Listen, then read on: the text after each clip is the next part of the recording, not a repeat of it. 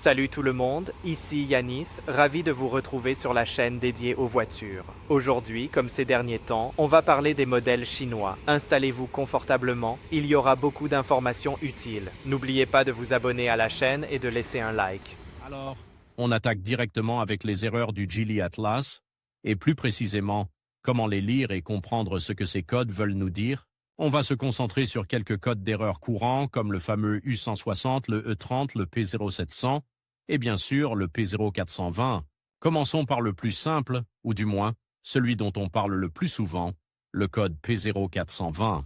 Ce code, vous le verrez souvent apparaître sur votre Geely Atlas, et il indique généralement un problème avec le convertisseur catalytique. Plus précisément, il signifie que l'efficacité du convertisseur catalytique est insuffisante. Plusieurs choses peuvent causer ce code.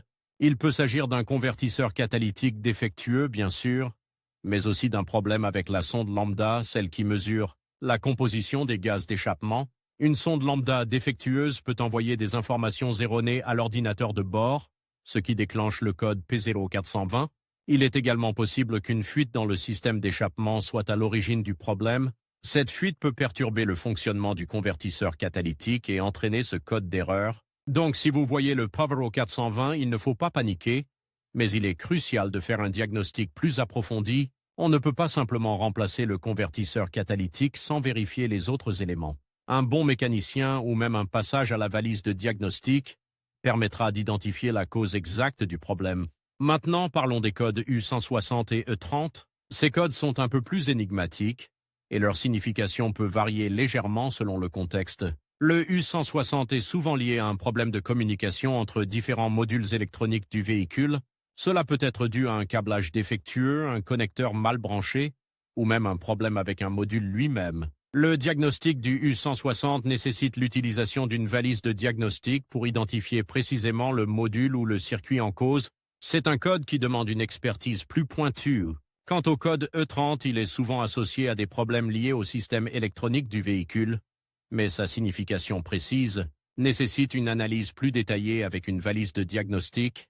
Il est difficile de donner une explication précise sans plus d'informations.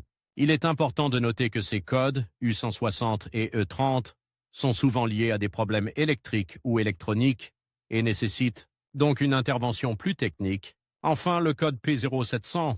Ce code est un peu plus général et indique un problème avec le système de transmission. Il ne précise pas la nature exacte du problème, mais il signale une anomalie dans le fonctionnement de la transmission automatique ou manuelle, selon le modèle de votre Geely Atlas. Cela peut aller d'un simple problème de capteur à un problème plus grave nécessitant une réparation importante. Encore une fois, une valise de diagnostic est indispensable pour identifier la cause précise du P0700. Ne négligez pas ce code, car il peut indiquer un problème potentiellement sérieux qui pourrait compromettre la sécurité de votre véhicule. Il est important de faire vérifier votre Geely Atlas par un professionnel dès que possible si vous rencontrez ce code.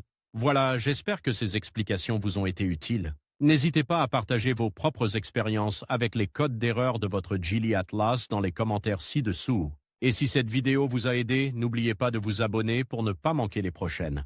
Alors, on attaque directement avec les problèmes que j'ai rencontrés sur mon Geely Atlas.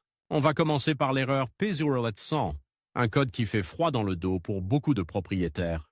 Pour moi, ça a commencé par des à-coups assez violents pendant la conduite, comme si la boîte de vitesse se mettait à hésiter. Parfois, elle refusait même de passer les vitesses correctement. C'était vraiment angoissant, surtout en pleine circulation. J'ai immédiatement pensé au pire, à une réparation coûteuse. Après quelques recherches, j'ai compris que le code P0700 indiquait un problème général avec le système de transmission. Ce n'est pas un code précis, il signale un dysfonctionnement, mais ne dit pas exactement où se situe le problème. Ça peut aller d'un simple capteur défectueux à un problème plus grave au niveau de l'unité de commande du système de transmission. Dans mon cas, après avoir passé la voiture à la valise, il s'est avéré que c'était un capteur de vitesse de sortie de boîte qui était défaillant. Le remplacement a été relativement simple et peu coûteux, heureusement. Mais attention, le P0700 peut cacher des problèmes bien plus sérieux, donc ne négligez pas ce code. Faites diagnostiquer votre véhicule par un professionnel dès que possible. N'essayez pas de réparer vous-même si vous n'êtes pas un mécanicien expérimenté. Ensuite, on passe à l'erreur U160, souvent associée à l'erreur E30. Ces codes sont liés au système de communication du véhicule, au réseau CAN. Pour moi, ça s'est manifesté par des dysfonctionnements aléatoires de différents systèmes. Parfois, l'écran multimédia buggait, parfois c'était l'ordinateur de bord qui perdait des informations, et parfois même, certains capteurs ne fonctionnaient plus correctement. C'était vraiment imprévisible et frustrant. L'erreur U160E30 indique un problème de communication entre les différents modules électroniques du véhicule. Les causes peuvent être multiples: un mauvais contact, un câblage endommagé, un module défectueux ou même un problème de masse. Le diagnostic de ce type de problème est souvent plus complexe, car il faut identifier quel module est à l'origine du problème de communication. Dans mon cas, après plusieurs tests et vérifications, il s'est avéré qu'un connecteur était mal branché. Un simple branchement correct a résolu le problème.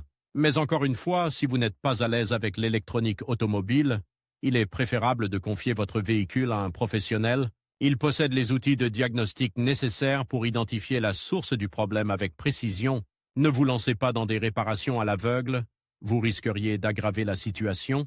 Voilà pour ces 2 erreurs. J'espère que mon expérience vous aidera si vous rencontrez les mêmes problèmes sur votre Geely Atlas. N'hésitez pas à partager vos propres expériences en commentaire, ça pourrait aider d'autres personnes. Et si cette vidéo vous a été utile, n'oubliez pas de vous abonner pour ne pas manquer les prochaines.